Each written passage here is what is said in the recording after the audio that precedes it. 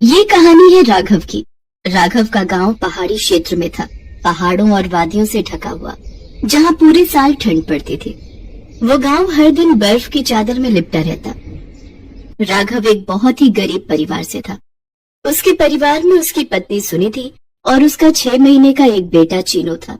राघव हर रोज जंगल से अपने घर के लिए लकड़ियां काट कर अपने खच्चर पर लाद कर ले आता, जिससे रोज आग जलाकर वो हाथ सेकते और घर को गर्म रखते। ठंड से बचने का यही एकमात्र उपाय था। अधिकतर गांव वालों के पास हीटर था, लेकिन राघव का परिवार गरीब था, इसलिए वो हीटर नहीं खरीद सकते थे, तो उसकी जगह वो लकड़ियां जलाकर अपना गुजारा करते। पर एक दिन जंगलों की कटाई पर रोक लगाने के लिए सरकार ने एक नियम लागू किया, जिसमें जंगलों की लकड़ियां काटना गैर कानूनी हो गया।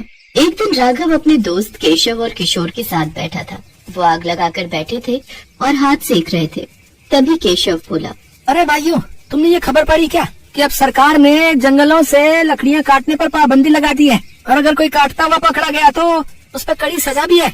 हाँ भाई, अब बताओ, ये इतनी ठंडी जगह है, यहाँ लोग हर रोज लकड़ियां जलाते हैं, तब जाके थोड़ी आग से गर्मी और राहत बनी रहती है।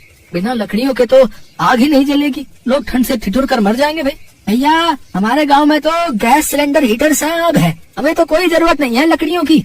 अरे भाई साहब, सब तुम्हारी तरह सुखी और संपन्न थोड़ी हैं। क्यों राघव, अब कुछ सोचा है तूने, क्या करेगा? हीटर खरीद ले भाई, लकड़ियों से गुजारा नहीं हो पाएगा। ठंड देख रहा है कितनी पड़ रही है।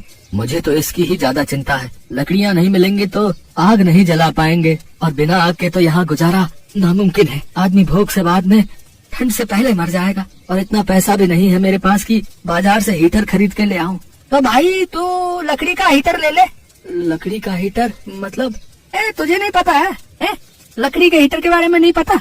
काफी लोग कहते हैं कि उस काली पहाड़ी पर एक पेड़ है। उस पेड़ की ये खासियत है कि उसकी टहनियों को अगर तुम एक बार भी जला दो तो वो महीनों महीनों तक एक ही तापमान में जलती रहती है, और उन लकड़ियों से धुआं भी नहीं निकलता। और ऐसा सुना है कि वो पेड़ दिखने में बहुत सुंदर होते हैं। उनकी टहनियाँ नीले रंग की होती है और पत्ते गुलाबी रंग के। यार तुम भी कैसी बातें कर रहा है? वो पेड़ पहाड़ी के सबसे ऊपर वाले हिस्से में मिलता है, और वहाँ जाना कोई बच्चों का खेल नहीं है। वहाँ जंगल घना हो जाता है, वहाँ एक से एक खतरनाक जंगली जानवर हैं, और अगर तू उनसे भी बच गया तो उस पेड़ की रखवाली वहाँ के आदिवासी करते हैं। वो तुझे जान से मार देंगे, तो वहाँ जाना तो मौत को दावत देना है, और आज तक वहाँ कोई जा भी नहीं पाया है। हाँ, पर अगर कोई लकड़ियाँ लेकर आ जाए तो उसको किसी हीटर की जरूरत नहीं पड़ेगी फिर कभी। राघव उनकी बातें सुनता है, पर बिना कुछ कहे वहाँ से उठकर चला जाता है।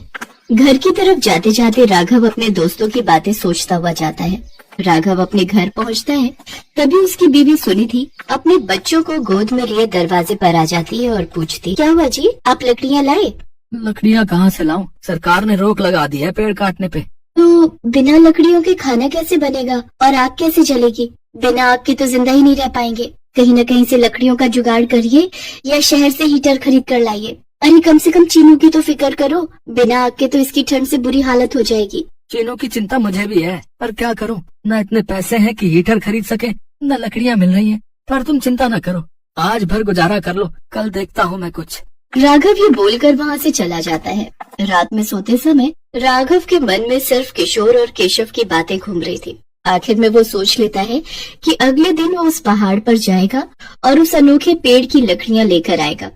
अगली सुबह होती है। राघव सुनिधि को बिना बताए अपने खच्चर को अपने साथ लेकर उस पहाड़ी की तरफ निकल जाता है। राघव पहाड़ी की ऊंचाई की तरफ अपने कदम बढ़ाता जाता है। वो जितना ऊपर की तरफ जाता, जंगल उतना ही खूबसूरत और खतरनाक हो जाता। उसे जगह जगह पर जहरीले सांप और तरह तरह के जंगली जानवरों की आवाजें सुनाई आती हैं। लेकिन राघव संभल कर चलता रहता है, पर रुकता नहीं है, क्योंकि उसकी आंखों के आगे उसके छोटे बच्चे और उसकी बीवी की तस्वीर रहती है, जो अगर वो लकड़ियां नहीं ले जा पाएगा तो उसके परिवार के लिए जीवन बिताना बहुत मुश्किल हो जाएगा। धीरे धीरे वो हर खतरों से लड़ता पहाड़ी के उस हिस्से तक पहुंच जाता है जहां पर वो पेड़ पाए जाते हैं। तभी उसकी नजर एक बहुत ही खूबसूरत और बड़े आकार के पेड़ पर पड़ती है। उस पेड़ की पत्तियां गुलाबी व टहनियां नीले रंग की होती हैं। वो बहुत ही खूबसूरत दिख रहा था और बाकी पेड़ों से अलग भी था। धीरे धीरे वो जैसे अपनी नजर घुमाता, उसे चारों तरफ वही अनोखे पेड़ दिखाई पड़ते। ये देख राघव सोचता है, लगता है यही वो अनोखे पेड़ हैं जिनकी बातें किशोर और केशव कर रहे थे। अब एक काम करता हूँ, जल्दी से इन लकड़ियों को काट लेता हूँ और इन्हें खच्चर पर लाद कर गाँव ले चलता हूँ। ये बोलने के बाद राघव अपने काम पर लग गया। वो फटाफट लकड़ियां काटने लगा। तभी उसे किसी के भागने की और अजीब अजीब आवाजें आने लगती है, मानो जैसे बहुत से लोग चिल्लाते हुए राघव की तरफ आ रहे हो।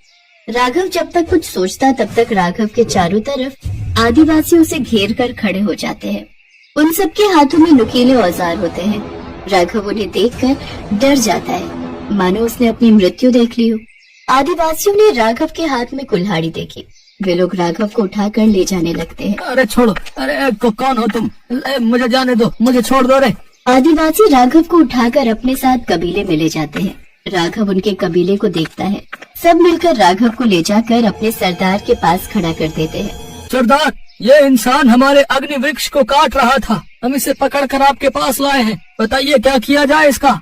तुम लोगों की हिम्मत कैसे हुई यहाँ तक आने की, और यहाँ आकर तुम हमारे अग्नि वृक्ष को काट रहे थे ताकि नीचे जाकर तुम लोग उसे बेचकर उसका कारोबार कर सको? नहीं नहीं, रुक जाए, मेरी बात तो सुने। जिसके बाद राघव अपनी सारी परेशानियां सरदार को बताता है। सरदार उसकी सारी बातें सुनता है। हम नहीं जानते कुछ भी। मैं तुमको यहाँ से जिंदा नहीं जाने दूंगा, वरना तुम औरों को भी लेकर आ जाओगे और धीरे धीरे तुम लोग हमारे अग्नि वृक्ष को खत्म कर दोगे। नहीं नहीं, मुझे सिर्फ अपने परिवार को जिंदा रखने के लिए लकड़ियाँ चाहिए। ये पेड़ हमारे जीने का आधार है, इसी की वजह से हम लोग जिंदा हैं। यहाँ पूरे साल बर्फ पड़ती है, सूखी लकड़ियाँ मिलना मुश्किल हो जाता है। हमारे पास आग जलाने का कोई साधन नहीं है। बड़ी मुश्किल से हम पत्थर से आग जलाते हैं। अगर ये पेड़ तुम लोगों की नजर में आ जाएगा तो तुम लोग इसका गलत इस्तेमाल करोगे। तभी राघव कुछ सोचता है और फिर बोलता है, अगर मैं आपको आग जलाने का एक आसान तरीका दे दूं तो? मतलब आप जो लकड़ियों और पत्थरों से आग जलाते हो ना, उसकी जगह एक ऐसा साधन दे दूं जिससे आसानी से आग जल जाए तो? सरदार राघव की बात समझ नहीं पाता। तभी राघव अपने पॉकेट से एक लाइटर निकालता है और नीचे पड़ी लकड़ी को लाइटर की मदद से एक झटके में जला देता है। सभी लोग ये देखकर अचंभित रह जाते हैं। ये कैसे किया तुमने? ये धातु हमें दे दो। हाँ दे दूंगा, लेकिन एक शर्त है। मैं आपकी मदद करूंगा तो आप भी मेरी मदद करेंगे। क्या आप मुझे इस अग्नि वृक्ष की लकड़ियाँ देंगे? हाँ, लेकिन एक वादा करना पड़ेगा तुमको कि अग्नि वृक्ष की लकड़ियों को तुम सिर्फ अपने लिए ही इस्तेमाल करोगे, और ये बात तुम किसी को भी नहीं बताओगे और अपने तक ही रखोगे, और इसके बदले तुमको ये धातु हमें देना पड़ेगा। राघव उसकी सारी बातें मान लेता है और सरदार उसको लाइटर के बदले ढेर सारी लकड़ियां दे देता है, जिसे राघव अपने खच्चर पर लाद कर अपने गांव ले आता है और बिना किसी को बताए वो उन लकड़ियों का इस्तेमाल करता है और अपना जीवन अच्छे से व्यतीत करने लगता है। इस लकड़ी की खास बात ये थी कि ये अग्नि वृक्ष की लकड़ी जलने के बाद कभी राख नहीं बनती थी। इसे जितना मन उतना जलाया जा सकता था और बुझाया जा सकता था। इस तरह राघव और उसके परिवार का जीवन खुशी खुशी बीतने लगा। इस कहानी से हमें ये शिक्षा मिलती है कि हमेशा एक दूसरे की मदद करते रहना चाहिए।